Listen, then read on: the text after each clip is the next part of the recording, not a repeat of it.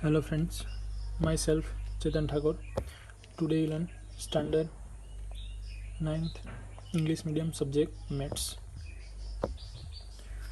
So friends, आज हम maths में चैप्टर नंबर 1 का रिवीजन करेंगे।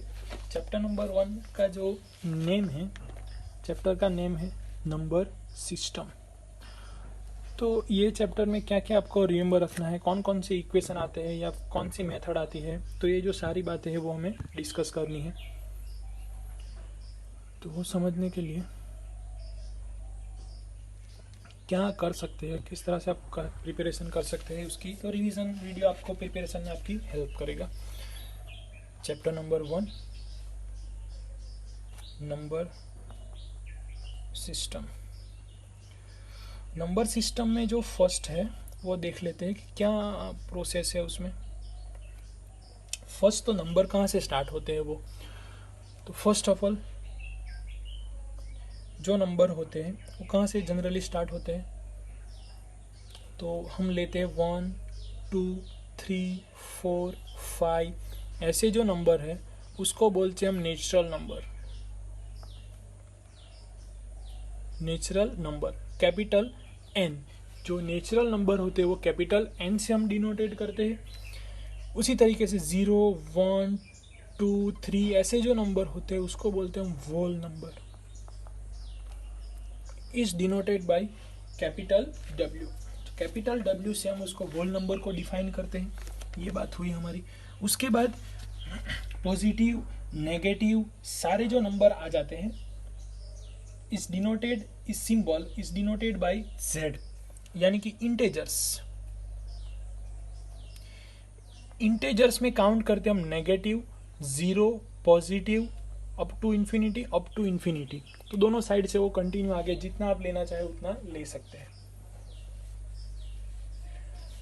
ये क्या बात हुई हमारी, नंबर्स की बात हुई। उसके बाद रेशनल नंबर आते हैं, इरेशनल नंबर आते हैं। तो ये जो टॉपिक है वो, यानी कि नेचुरल नंबर समझ में आ गया आपको, इंटेजर समझ में आ गया, रेशनल नंबर। तो रेशनल नंबर में क्या होता है कि दोनों नंबर, कुछ भी नंबर आ सकता है। Rational number it means p by Q form. p by Q form, तो p की वैल्यू कुछ हो सकती है, q की वैल्यू हो सकती है। यहाँ पे q की वैल्यू 0 नहीं हो सकती, बाकी सारी वैल्यू आप ले सकते हैं। तो एवरी वोल नंबर को वोल नंबर में 0 आ जाता है, यस आ जाता है। तो वोल रेशनल नंबर है उसको वोल नंबर आप बोल सकते हो नहीं, क्योंकि q 0 नहीं हो सकता और 0 वोल नंबर में आता है, तो उसको आप नहीं बोल सकते। उसके बाद रेशनल नंबर में क्या ले सकते हैं आप, पॉजिटिव वैल्यू ले सकते हैं, नेगेटिव वैल्यू ले सकते हैं, वो सारी वैल्यू आप उसमें इंक्लूड कर सकते हैं।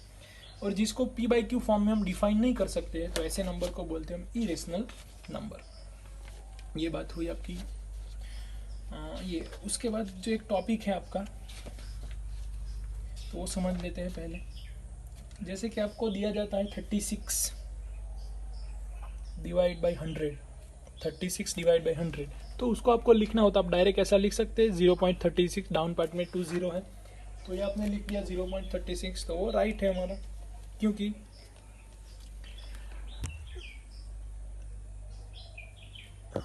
तो लिखा हमने क्योंकि 36 था, डाउन पार्ट में 100 था, तो उसको डायरेक्टली हमने लिख दिया 0.36 लिख दिया हमने। चलो इतना हुआ। उसके बाद उसकी जगह पे कुछ दूसरा नंबर होगा, जैसे कि 3 डिवाइड बाई 13। तो ऐसे डिवीजन आप कैसे करोगे, तो वहां पे 3 ये डिवाइड बाई 13 ऐसा हुआ। अब ये 3 तो स्मॉल नंबर है 13 से, तो इजीली डिविजिबल होगा नहीं। तो ऐसे नंबर को डिविजिबल करने के लिए क्या मेथड है, तो पहले हम यहाँ पे 0 लिखते हैं, तो यहाँ पे आपको 0 पॉइंट में आंसर लिखना होगा। अब 13 इंटू 1 13, 30 टू ज़ा 26, 13 टू ज़ा 26, तो आंसर आया 4 हमारा। फिर से पॉइंट लेते, फिर से हम 0 लिखेंगे, तो इस तरह से 39 हुआ, तो यहाँ पे 1 आ गया, तो फिर हम 10 लिखेंगे। तो ऐसे कंटिन्यू आप करते रहोगे तो आता ही रहेगा। अब फिर से आपको 0, मतलब वहाँ पे 0 लिख दो, उसके बाद 1 0 आप लिख सकते हो।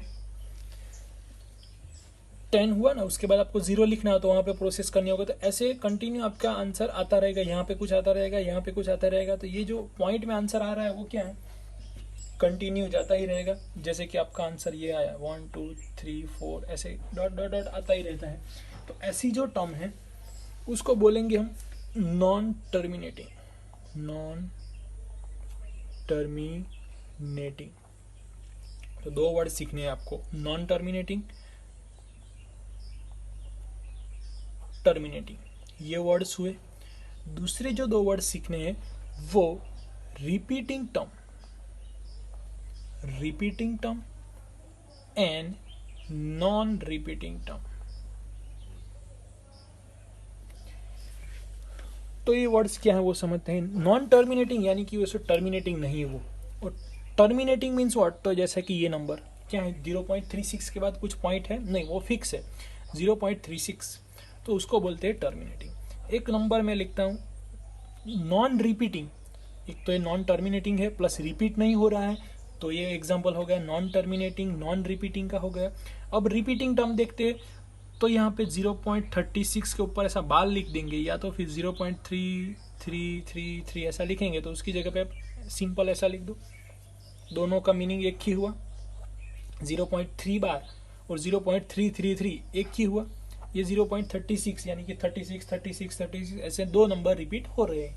तो ऐसी टर्म को बोलेंगे हम रिपीटिंग टर्म। और कैसी है, कंटिन्यू जा रही है, यानी कि नॉन टर्मिनेटिंग रिपीटिंग टर्म। तो अब बात करनी है रेशनल नंबर की। तो रेशनल नंबर में दो वर्ड्स आपको रिमेंबर रखने हैं। एक तो टर्मिनेटिंग, जो टर्म टर्मिनेटिंग होगी उसको बोलेंगे हम रेशनल नंबर। अगर नॉन टर्मिनेटिंग होगी तो उसके साथ ऑलवेज रिपीटिंग होना चाहिए, उसके साथ ऑलवेज रिपीटिंग होना चाहिए।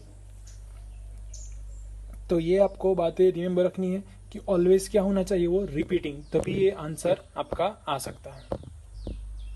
समझ में आए। तो रेशनल नंबर क्या कहलाएगा, terminating term and non terminating repeating term. ये जो दो वर्ड्स है वो रेशनल नंबर में आएंगे, बाकी को सारे रिमेंबर रहते हैं, जैसे कि non terminating term, non terminating non repeating term. तो ये जो बातें हैं वो इरेशनल नंबर में आएगी।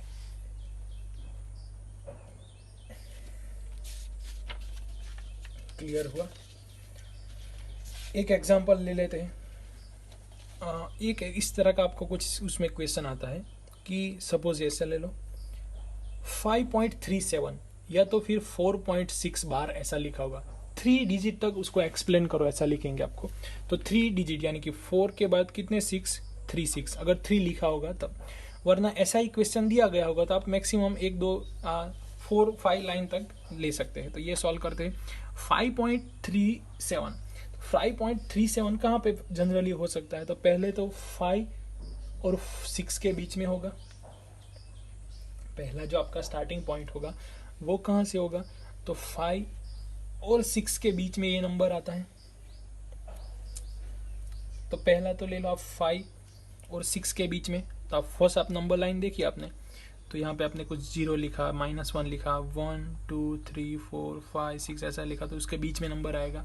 नेक्स्ट लाइन आप ड्रॉ करोगे तो कहाँ पे ड्रॉ करोगे, तो 5 पॉइंट इतना नंबर लेना है। फर्स्ट हमने 5 लिया, सेकंड टाइम लेना है 5.3, तो 5.2 5.3 5.4 ऐसा। तो 5.3 को आप जूम करोगे तो ये नंबर यहाँ से आपको मिल रहा होगा, यानी कि 5.3 5.4, तो किसके बीच में होगा, ये जो दो नंबर है 5.3 और 5.4 उसके बीच में आपको ये नंबर मिल रहा होगा।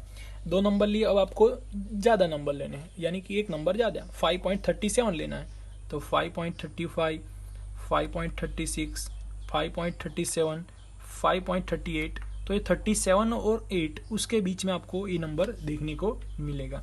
और लास्ट में आप 7 बार लिखा है तो ऐसा भी लिख सकते हो 3 7 7। तो अब ये 3 नंबर ले लो, 5.377 5.366 5.377 5.388, तो ऐसा करके आप उसको रिप्रेजेंटेड कर सकते हो। तो ये एक मेथड है रिप्रेजेंट करने की। चलो इतना क्लियर हुआ। उसके बाद नेक्स्ट ब्रैकेट ओपन करने के समय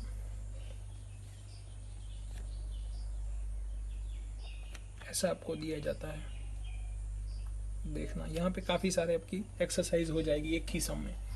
दो ब्रैकेट दिए जाते हैं, बीच में मल्टीप्लिकेशन है, तो फर्स्ट जो नंबर है उसको पूरे ब्रैकेट के साथ मल्टीप्लाई करना है, यानी कि 2√2 इज मल्टीप्लाई बाई √2 माइनस 3√3।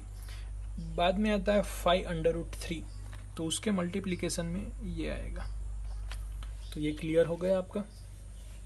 अब क्या करना है, तो फर्स्ट टर्म को फर्स्ट टर्म के साथ मल्टीप्लाई करो, सेकंड टर्म को सेकंड टर्म के साथ मल्टीप्लाई करो। तो यहाँ पे 2√2 इंटू √2 का आंसर क्या आएगा 2, और ऑलरेडी 2 यहाँ पे है तो आंसर हो गया 4।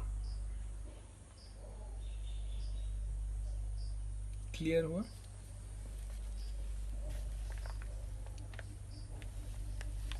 ऐसा है 2√2 इंटू √2, तो √2 इंटू √2 क्या हो गया 2, 2 इंटू 2 4। क्लियर। माइनस 3 2 ज़ा 6, तो ये 6 लिखा हमने। √2 इंटू √2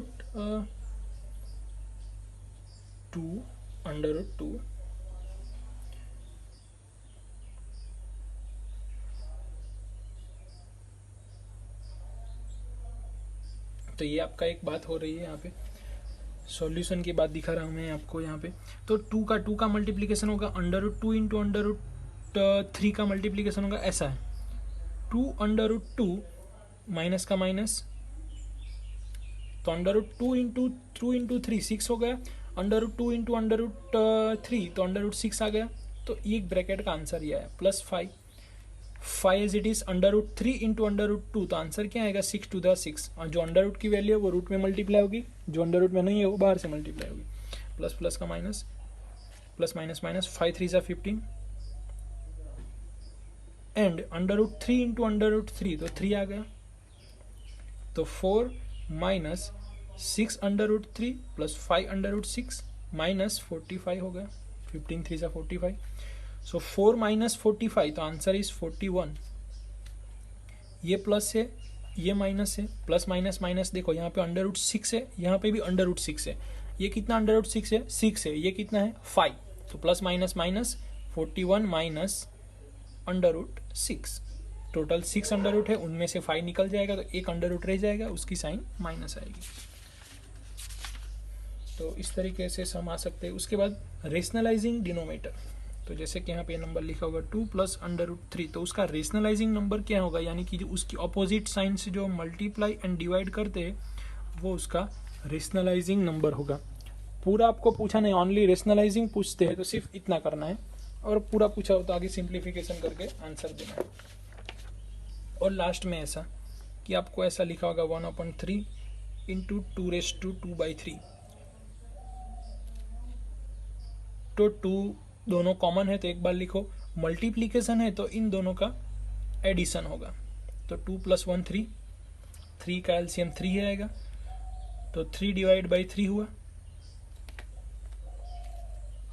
3 डिवाइड बाई 3 यानी कि निकल गया, तो आंसर क्या है 1, 2⁻1 यानी कि व्हाट, सो ओनली 2। उसी तरीके से डिवीजन होगा तो यहाँ पे सब्सट्रैक्शन आएगा, दोनों के बीच में मल्टीप्लीकेशन है पावर में, तो मल्टीप्लिकेशन रिलेशन होगा तो पॉजिटिव होगा, डिवीजन रिलेशन होगा तो आपको सब पावर में सब्सट्रैक्शन करना है। उसी तरीके से जैसे कि ऐसा लिखा होगा 64:1/2, तो 64 की जगह पे आप 8² ऐसा लिख सकते हो, और ये 1/2 एज इट इज है, तो इन दोनों का मल्टीप्लिकेशन होगा, यानी कि ऐसा 8² इंटू 1/2, तो ये 2 कैंसल, तो आंसर इज 8, तो इस तरह से आंसर 8 आएगा। तो ऐसे करके आपको सिंप्लीफिकेशन करना है, ये एक मेथड हुई आपकी सिंप्लीफिकेशन की। तो यहाँ पे इस तरह इतने क्वेश्चन आते हैं चैप्टर नंबर 1, प्रिपेयर करने हैं आपको। Thank you.